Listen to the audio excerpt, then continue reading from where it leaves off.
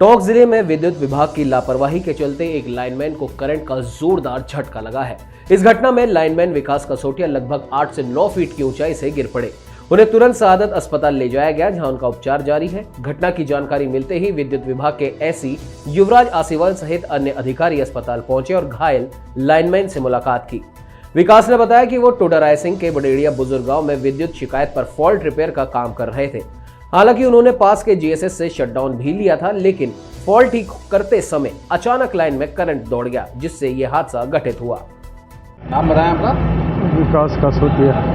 विकास, क्या घटना हुई है, क्या मामला है पूरा? मेरा रामनिवासपुरा फीडर है और मैंने रामनिवासपुरा फीडर का शटडाउन लिया है। उसके बाद में मैं डीपी पे छट गया सीढ़ी लगा के, और मैं सावधानी से काम कर रहा था। अचानक कुछ देर हुई और बाद में अचानक लाइन चालू हो गई। उसके बाद में मुझे कुछ भी नहीं पता। कितने लोग काम कर रहे थे पोल पर चढ़कर? मैं अकेला था। शटडाउन ले रखा था? शटडाउन लिया था मैं।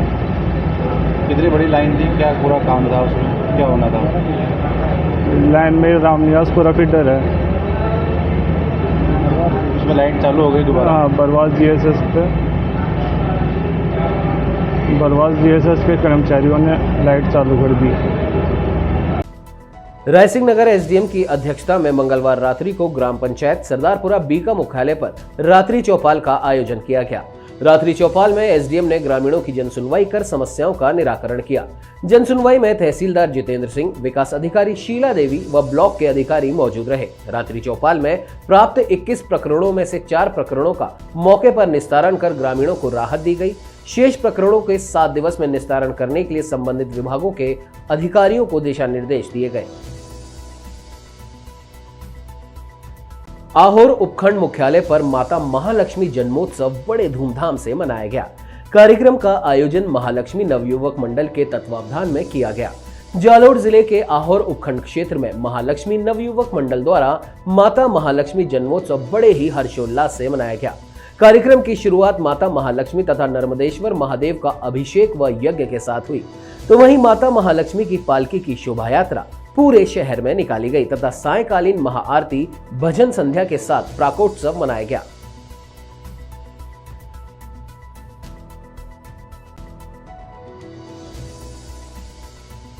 बीकानेर के राष्ट्रीय अश्व अनुसंधान केंद्र के परिसर के वैज्ञानिकों ने विट्रीफाइड भ्रूण स्थानांतरण तकनीक के माध्यम से एशिया के पहले घोड़े का बच्चा करवाया है।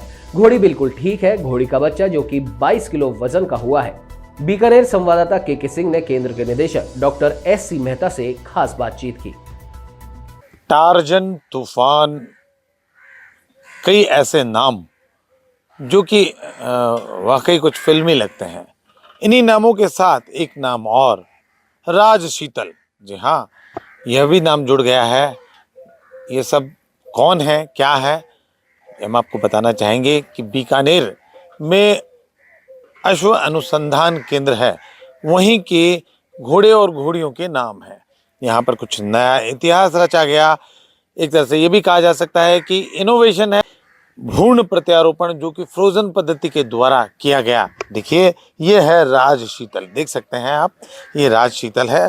बिल्कुल कुछ ही दिन पूर्व ये एक तरह से कहा जा सकता है कि ये पैदा हुआ है। घोड़ी है, ये साथ में इसकी माँ है।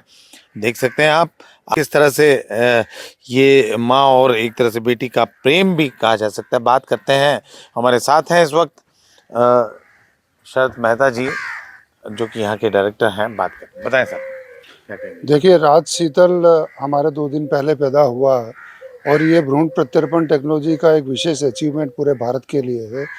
इसमें एक अच्छे घोड़े और एक अच्छी माता के मिलन से जो बच्चा बनता है उसको हम क्रायो प्रिजर्व करते हैं, जिस प्रक्रिया को हम विट्रिफिकेशन या जमाना भी कह सकते हैं। और उसके बाद हम उसको एक जार में रख देते हैं और उस जार से इस बार हमने 2 महीने बाद ये बच्चा निकाला और इस मादा में प्रत्यर्पित किया था। और उसके 340 दिन बाद ये बच्चा अभी जन्म इसने लिया है। और कहा जा सकता है कि ये पद्धति एक तरह से काफ़ी लेट आई है। अगर बहुत कुछ, अगर ये पद्धति पहले आ जाती तो निश्चित रूप से पुराने जो घोड़े हैं उनके वंशज भी आज शायद दिखते हैं। आप बिल्कुल सही कह रहे हैं कि ये पद्धति जितनी जल्दी आती तो पूर्व में जितने भी अच्छे फेमस घोड़े हुए हैं आज उनके बच्चे भी हम पैदा कर पाते, लेकिन देर सही, लेकिन आज से हम इस लायक बन गए कि आज के बाद किसी भी नस्ल का कोई भी अच्छा घोड़ा हो तो ये नस्ल संरक्षण के हिसाब से भी बहुत अच्छी बात है कि हम हर नस्ल के अच्छे माता पिता का बच्चा हमारे जार में संरक्षित रख सकते हैं, हमारे बैंक में संरक्षित रख सकते हैं। देखिए हमारे साथ हैं अश्व अनुसंधान केंद्र के वैज्ञानिक डॉक्टर राव। बहुत बहुत बधाई, आपके बहुत अच्छा प्रयास। ये राज शीतल जो है, इससे पहले भी हम लोग एम्ब्रियो ट्रांसफर जो कि भ्रूण प्रत्यारोपण तकनीक है, इस तकनीक के द्वारा मारवाड़ी के अंदर हमने राज प्रथमा और राज हिमानी जो फ्रेश और फ्रोजन सेमेन के द्वारा एम्ब्रियो ट्रांसफ़र किया गया है। और इसी क्रम में हम लोग इस टेक्निक को आगे बढ़ाते हुए हमने इस बार नए टेक्निक अपनाए हैं। उसी टेक्निक को हमने इम्प्रूव किया है।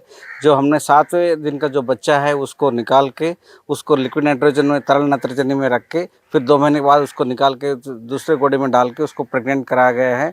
और इस तरह के टेक्निक से कई फ़ायदे हैं, क्योंकि हम इसको एक बच्चा कह सकते हैं। एक बच्चे को हम लोग लिक्विड नाइट्रोजन में रख के कहीं भी लेके जा सकते हैं। जो कितने किलो वजन का हुआ, क्या हुआ, अब माँ कैसी है, बच्चा कैसा है, ये बताएं।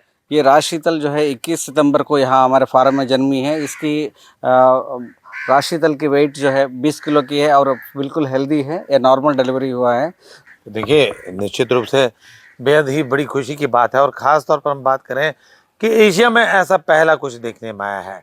घोड़ों के जो कहे जा सकते हैं सीमन है, उनको यहाँ पे लाके भी ट्रांसफ़र करके और बच्चा पैदा किया जा सकेगा। चाकसू उपजिला अस्पताल में प्रशासनिक अनदेखी के चलते लोगों को परेशानी का सामना करना पड़ रहा है। चाकसू उपजिला अस्पताल में 24 लाख रुपए की सोनोग्राफी मशीनों पर ताले बंद होने से आम जन दर-बदर भटक रहे हैं। गौरतलब है कि सोनोलॉजिस्ट न होने के कारण पिछले 6 महीने से सोनोग्राफी मशीन धूल फांक रही है।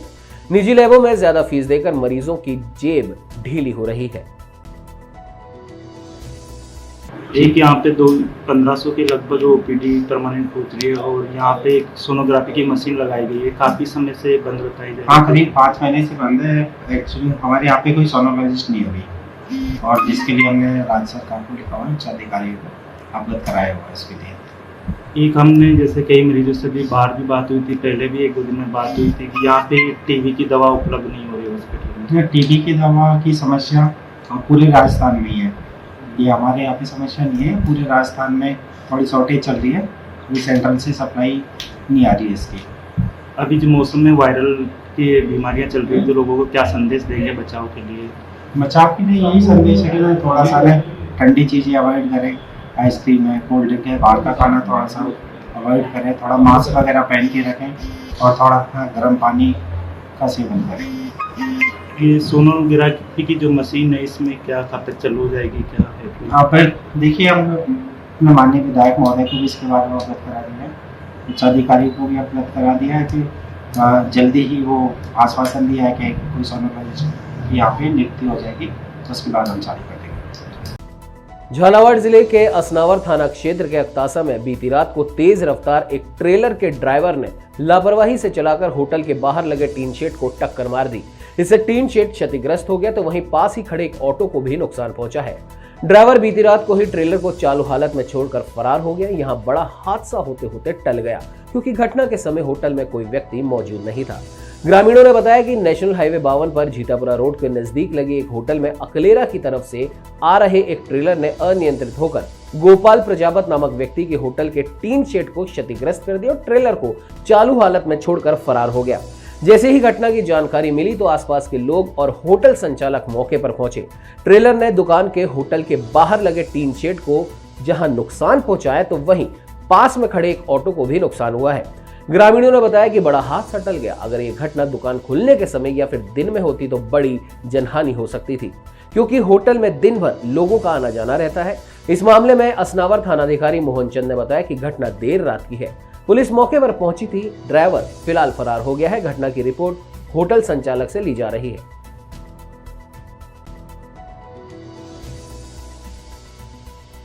रायसिंह नगर के बरुवाला माइनर की टेल के किसानों ने आज टेल पर पूरे पानी की मांग को लेकर अनिश्चितकालीन धरना शुरू कर दिया है। किसानों का आरोप है कि लगातार सिंचाई विभाग व स्थानीय प्रशासन को अवगत कराने पर भी बरुवाला माइनर की टेल पर पूरा पानी नहीं मिल रहा, जिसके चलते हमारी फसलें चौपट हो रही हैं। तो वहीं जल संगम के अध्यक्ष बलकरण सिंह ने सिंचाई विभाग के अधिकारियों पर आरोप लगाया कि हमारे माइनर के साथ भेदभाव किया गया है। हमारी टेल का आउटलेट छोटा कर दिया गया है, जिससे हमारी सावनी की फसल तो बर्बाद हुई है और हाड़ी की फसल को भी प्रशासन बर्बाद करने पर तुला है। तो वहीं पूर्व पंचायत समिति डायरेक्टर बीकर सिंह ने प्रशासन को चेतावनी देते हुए कहा कि 2 दिन के अंदर अंदर अगर हमारे माइनर पर पूरा नहीं हुआ तो मजबूरन हमें माइनर को माटी डालकर बंद करना पड़ेगा।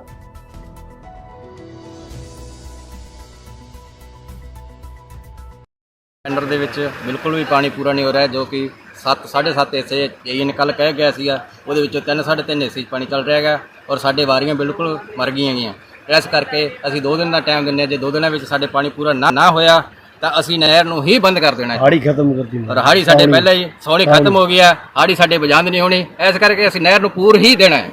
टोंक जिले की निवाई सीएचसी में इन दिनों मौसमी बीमारियों के चलते मरीजों की भारी भीड़ देखने को मिल रही है, जिससे चिकित्सकों के हाथ पांव फूल गए हैं। अस्पताल में सामान्य से अधिक मरीजों की संख्या के कारण व्यवस्था चरमरा गई है और रोजाना लगभग 2000 मरीज ओपीडी में आ रहे हैं। निवाई क्षेत्र के दर्जनों गांवों का एकमात्र बड़ा अस्पताल होने के कारण यहां मरीजों की संख्या अधिक है। जांच और दवाइयों की उपलब्धता के चलते लोग यहां इलाज कराने के लिए पहुंचते हैं, लेकिन चिकित्सकों को इस भारी भीड़ के कारण असुविधा का सामना करना पड़ रहा है। अस्पताल की क्षमता से 2 गुना मरीज होने के बावजूद सुविधाएं कम है, जिससे मरीजों को खासी परेशानी हो रही है। हालांकि बजट में उप जिला अस्पताल बनाने की घोषणा के बाद अस्पताल के विस्तार की उम्मीद है, जिससे आगामी दिनों में मरीजों को बेहतर सुविधाएं मिल सकेंगी। नाम बताएं अपना। शांति। काहे बजो है क्या काहे समस्या है? खांसी जुकाम बुखार रहते साहब, ये वजह से आया था।